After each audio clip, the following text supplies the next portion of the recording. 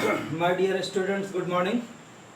Today I am giving a explanation regarding the topic GST, that is the Goods, Service and Tax, which is a syllabus for ICSE class 10th mathematics, which is new introduced in 2019. Okay ये GST goods services and tax जो है तुम्हारा, ये केवल ICSE board mathematics का ही syllabus है only इस समय। बाकी सब में अभी बैट चल रहा है, जबकि इसमें अपडेटेड आ गया है, यानी गुड्स सर्विसेज टैक्स के बारे में। ये क्या है, सबसे पहले इसके बारे में जानते हैं। What is GST? It is a single type of tax, that is indirect tax imposed on supply and consumption of goods, services and tax, that is with effect from 1st July 2017. So GST, that is a goods and services tax, which is a newly syllabus for ICSE class 10th mathematics. Okay, so goods and services tax क्या है? सबसे पहले it is a single type tax imposed on supply and consumption of goods and services within India. It is with effect from 1st July 2017. Okay, Government of India has introduced this form of tax. Before that there is a VAT. इससे पहले क्या था? आपका tax system जो था वो VAT था, value added tax. But अब क्या हो गया, उसको रिप्लेस करके आपके लिए हो गया इस समय पे GST, यानी goods and services tax. Okay, so according to this there is a multi stage. इससे रिलेटेड एक वर्ड है multi stage. Multi stage means, suppose करो you have to buy raw material, then ये मैन्युफैक्चरर ने किया, manufacturer ने फिर cell जो है करेंगे किसको? होलसेलर को। सेल टू होलसेलर, होलसेलर फिर किसको सेल करेगा? सेल टू रिटेलर, और रिटेलर फिर किसको करेगा? That is a final sale to consumer. Final sale to consumer. So this is a multi stage. सबसे फर्स्ट स्टेज क्या है? Buying raw materials. मैन्युफैक्चरर ने रॉ मटेरियल खरीदा, उससे उसने मैन्युफैक्चरिंग की, फिर होलसेलर को उसने सेल किया, फिर होलसेलर ने रिटेलर को सेल किया, फिर रिटेलर ने फाइनल सेल किसको किया? कंज्यूमर, यानी कि जो दुकानदार, मतलब ये खरीदार, लास्ट में जो कंज्यूम करने वाले लोग हैं उसको। This is a multi stage. Okay, next one is value addition. GST is imposed on monetary value added to each stage to reach the final stage at the consumer. Okay, according to this, raw materials जब इस पे purchase किया, raw material cotton fibre dye other raw materials, उसने इस पे कुछ value add करेंगे, वो क्लॉथ बनाया, फिर उसने उस किसको सेल करेंगे? होलसेलर को करेंगे, फिर होलसेलर किसको सेल करेगा? उसमें वैल्यू ऐड करके रिटेलर को करेगा, फिर रिटेलर जो है उसमें कुछ वैल्यू ऐड करके फिर कंज्यूमर को, यानी ग्राहक को बेचेगा। Okay, so according to this there is a type that is two types of cell. In this situation there are two types of cell. One is known as intra state cells and second one is known as interstate cells. Okay, so there is a two types of cells for GST. Number one, that is known as intrastate cells. Intrastate cells means goods and services are provided within the same state. It means manufacturing unit and selling unit in the same state. यानी same state में अगर सामान बन भी रहा है और बिक भी वहाँ रहा है। सपोज करो कि मैन्युफैक्चरिंग यूनिट यूपी में ही है और सेलिंग पॉइंट भी यूपी में ही है, ऐसे केसेस में that is known as intra state sales, उसको बोलेंगे same state within the state. So there is a two types of tax system, that is CGST and SGST. CGST means central government and SGST for state government. तो यहाँ पे क्या होगा, जो rate का tax का rate अगर suppose करो 10% है, देन 5% इसको मिलेगा और 5% मिलेगा इसको, यानी इक्वली डिवाइड हो जाएगा दोनों में. That is in condition of intra state sales. The total GST that will divided into 2 equally parts, that is same one. Equally parts means दोनों के लिए बराबर बराबर होगा और आधा मिलेगा सेंट्रल गवर्नमेंट को और आधा मिलेगा स्टेट गवर्नमेंट को. Okay. And second condition is inter state sales. It means goods are produced in one state and sold in another state. For example manufacturing unit UP में है और सेलिंग पॉइंट जो है हमारा वो है मुंबई में. That is a state change.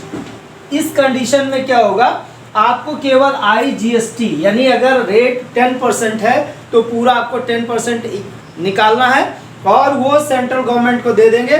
Central government उसमें से जो भी डिस्ट्रीब्यूट करना है स्टेट के लिए वो करेगी. इट मीन्स यहाँ पर केवल एक ही कैलकुलेशन होगा IGST के लिए, इसके लिए CGST और SGST कुछ भी नहीं एप्लीकेबल होगा, यानी only integrated goods and service tax होगा. Okay. That is known as inter state sales, यानी सेम स्टेट में नहीं, manufacturing unit and selling point that is a different one, यानी सेलिंग पॉइंट हमारा एक अलग स्टेट में है और मैन्युफैक्चरिंग यूनिट दूसरे स्टेट में है, जबकि सेम स्टेट की बात जहां होगी that is known as intra state sales, यानी manufacturing unit and the selling point that is within state, then there will be applicable of CGST and SGST. But in case of other state selling point is there, it means there is only applicable IGST. Okay. Now advantage of GST, क्या इसके advantage है? Number first, single tax, that is indirect tax, single. Second one is uniformity. Third, that is simplicity. Fourth, transparency. Fifth, harmonic tax administration between the center and the state level. Number 6, put India at par with other countries in the global market. Number 7, reduce tax inversions. यानी कि ये हमारा system क्या है, single tax पर based है. Single tax जो कि सारे जितने भी अलग अलग टाइप्स के टैक्स थे उसको इन्होंने एलिमिनेट कर दिया. Uniformity, uniform tax law and rate through out the country is helpful in local and global market. Uniformity मतलब सारे पूरे ऑल ओवर इंडिया में जो है वो क्या होगा, सेम, यानी यूनिफॉर्म टैक्स लॉ होगा और रेट भी पूरे कंट्री में एक होगा. नेक्स्ट है simplicity. Simplicity replace the existing complex multiple indirect taxes in the nation. इससे पहले बहुत सारे टैक्सेस थे, उन सबों को रिप्लेस करके एक सिंप्लिसिटी रूल इसके लिए आया. Transparency, because of this transparent character it will easier to administrate means इसको प्रशासनिक तौर पर देख सकते हैं कि इसको कंट्रोल करना भी इजी है, ट्रांसपेरेंसी है. Okay. Input tax credit, that is ITC. while purchasing goods for resale, a dealer pay input GST. Input GST कौन पे कर रहा, डीलर, यानी जो पहले सामान खरीद रहा है उस वो जो टैक्स दे रहा है that is known as input GST. Okay. And when he sells these goods he charge the output GST from his customer which he has to deposit in the government account.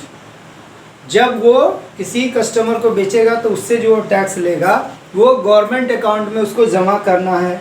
Okay. He uses the input GST as input tax credit and deposit only the excess amount with the government. Both center and state government allowed to set off input tax credit against output tax. So GST paid by dealer to the government, equal to output liability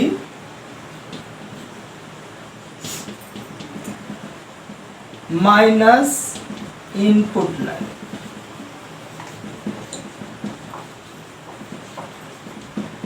ये dealer के through pay होगा।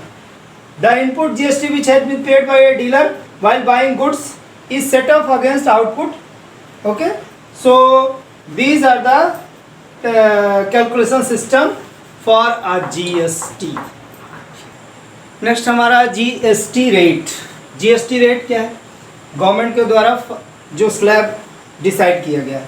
Goods and services are divided into 5 tax slab for collection of tax. 0.5%, 12%, 18% and 28%. These are the 5 slabs. That is the GST rate. Okay. GST is not charged in essential food items. Some items like newspaper, printed books, etc. are not taxed. These are free. Services of local metro trains and buses are also exempted from GST.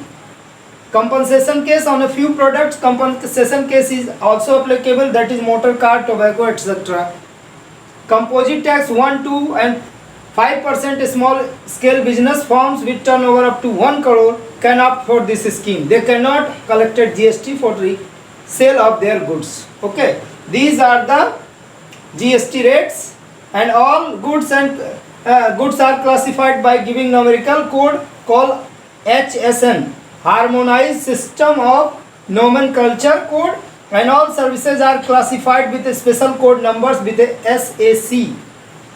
SAC, that is Service Accounting Code. Okay, so these are the GST tax rate system that is decided by our central government. Okay.